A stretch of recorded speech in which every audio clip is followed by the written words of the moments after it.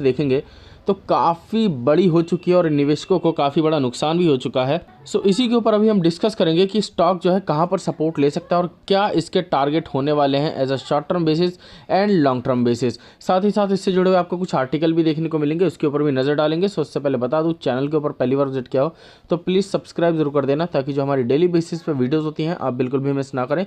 साथ ही साथ बेल आइकन को जरूर प्रेस कर दीजिएगा। सो अभी क्या है, हम TTML के कुछ आर्टिकल्स के ऊपर बात करेंगे और क्या होने वाले हैं टारगेट, इसके ऊपर जानेंगे। उससे पहले मैं आपको कुछ NSE का डेटा दिखा दूं।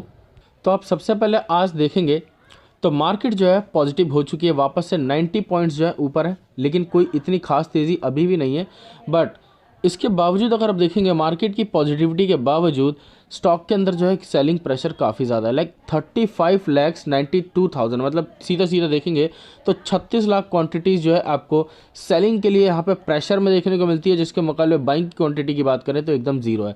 100% जो है मार्केट डेप्थ के अंदर आपको सेलर्स देखने को मिलेंगे, इसलिए स्टॉक के अंदर लोअर सर्किट एकदम परफेक्ट है और कहीं ना कहीं ये गिरावट आपको 100 रुपये के लेवल तक या इससे भी नीचे लेकर जा सकती है, जिस हिसाब से मेरे अंदाजे हैं। और वो क्यों है और क्या आर्टिकल है उसके ऊपर भी बात करेंगे, क्योंकि आर्टिकल के अकॉर्डिंग अगर आप देखते हैं तो 1000 प्लस जो है स्टॉक के टारगेट बताए जा रहे हैं, बट जो स्टॉक की मूवमेंट है वो आपको जो है 50 to 90 रुपीज़ का टारगेट दिखाती हुई दिखाई दे रही है। सो अभी जिस हिसाब से मार्केट में ट्रेड हो रहा है उसके हिसाब से तो स्टॉक के अंदर लोअर सर्किट बना रहेगा और आने वाले समय में भी कुछ दिन लोअर सर्किट चलते हुए देखने को मिलेगा। साथ में अगर आप ध्यान दो, TTML target 1000 plus for the 5G for NSE TTML buy Rahul 2011। अब इसके ऊपर जो अपडेट है, जो न्यूज़ है, इसकी डिटेल में हम बात करेंगे। अब इसके अंदर क्या हुआ है कि TTML ने जो है अभी जो लैंडमार्क टारगेट है 1000 दिया गया, और किस वजह से, क्योंकि ये जो है पार्ट होने वाला है 5G बिजनेस का। अभी क्या है, कंपनी जो है 3G 4G के अंदर कामकाज करती हुई दिखाई देती थी।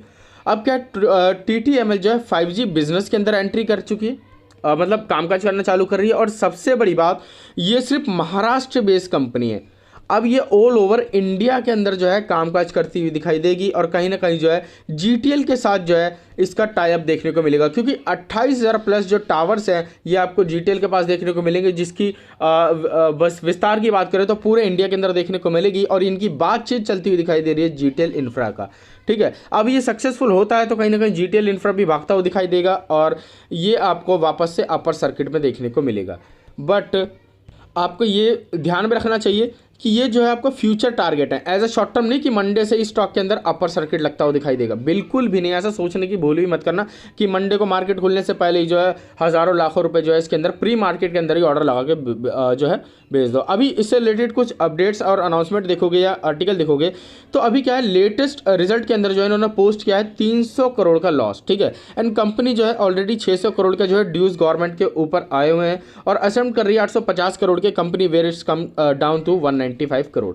मतलब कि कंपनी के ऊपर कर्जा काफ़ी ज़्यादा है और कब तक ये पूरे इंडिया के अंदर कामकाज करना चालू करेगी इसका कोई भरोसा भी नहीं है। ठीक है, सो इस वजह से जो है ये टारगेट 1000 रुपये के ये आपको लॉन्ग टर्म के दिए गए हैं। ठीक है, ऐसा नहीं है कि अब नेक्स्ट दिन से ही जो है नेक्स्ट ट्रेडिंग सेशन से अपर सर्किट में जाएगा और पर डे जो है 8-8 10-10 20-20 रुपये करके ये आपको 1 से 2 महीने के अंदर जो है 1000 का टारगेट बनाकर दे देगा। तो ऐसा सोचना बिल्कुल गलत है। अभी जो है कंपनी के हालात काफ़ी ज़्यादा बिगड़ते हुए देखने को मिल रहे हैं।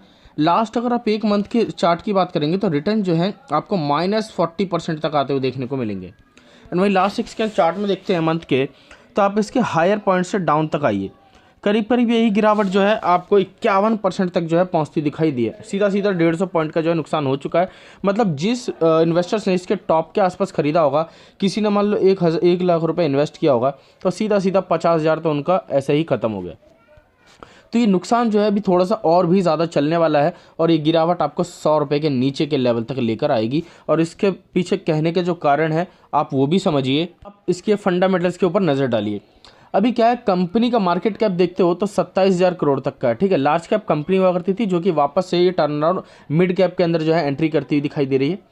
लगातार स्टॉक के अंदर गिरावट की वजह से मार्केट कैप तो कम हो रहा है, लेकिन सालों से अगर आप देखोगे तो कंपनी एक फेलियर के रूप में देखने को मिलेगी। लाइक TTML काफ़ी स्ट्रॉन्ग बिजनेस है इन फ्यूचर वे में। ठीक है, अगर आप लॉन्ग टर्म का नज़रिया रखते हो तो स्टॉक एक मल्टी बैगर है, अच्छे खासी ग्रोथ है, लेकिन अगर पिछले 10 सालों का 15 सालों का डेटा देखेंगे तो कंपनी एक बहुत बड़ा फेलियर के रूप में देखने को मिलती है। जिसके सेल्स जो है कंसिस्टेंट है, एक रेंज में ट्रेड करते हुए दिखाई दे रहे हैं। और लास्ट अगर आप 10 सालों में भी देखेंगे तो कंपनी ने कभी भी एक पॉजिटिव रिजल्ट नहीं दिया। लाइक ईयरली बेसिस पे देखते हैं पीएनएल के अंदर, लास्ट इसके अंदर जो है 50 करोड़ का प्रॉफिट हुआ था बस 10 साल पहले। देन अभी तक जो है कंपनी कई गुना, उससे कई गुना ज़्यादा जो है लॉस दे चुकी है। लाइक एक ही क्वार्टर में जो है आपको 9-10 हज़ार करोड़ के लॉस देखने को मिल रहे हैं। तो आप अंदाज़ा लगा सकते हो टोटल कितना लॉस हो चुका है कंपनी को अब तक।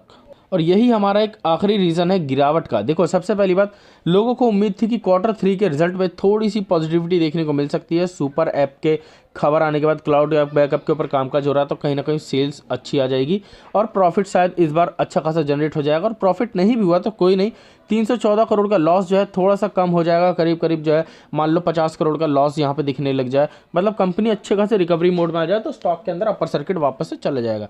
बट ऐसा कुछ भी नहीं है। सुपर ऐप की न्यूज़ आई है, लॉन्च होगा। क्लाउड बैकअप का जो न्यूज़ आया है कि इसके ऊपर कामकाज करना चालू होगा, बट अभी तक बना ही नहीं है। तो इनकी सेल्स होगी कहाँ से और कहाँ से इनके पास जो है रेवेन्यू आएगा।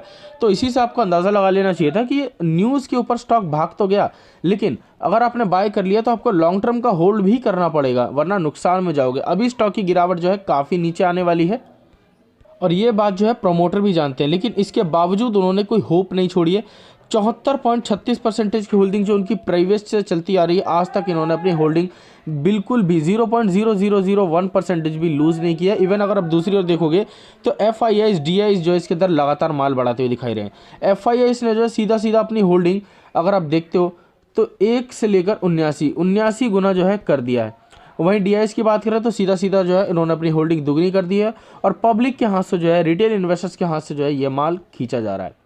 तो आप इससे अंदाज़ा लगा सकते हो कि FIIs जो है कभी शॉर्ट टर्म के लिए नहीं आते, ये लंबे समय का नज़रिया रखते हैं और इनको जो है कंपनी के प्लान्स के बारे में ज़्यादातर पता होता है, इसी वजह से जो है ये निवेश करते हैं।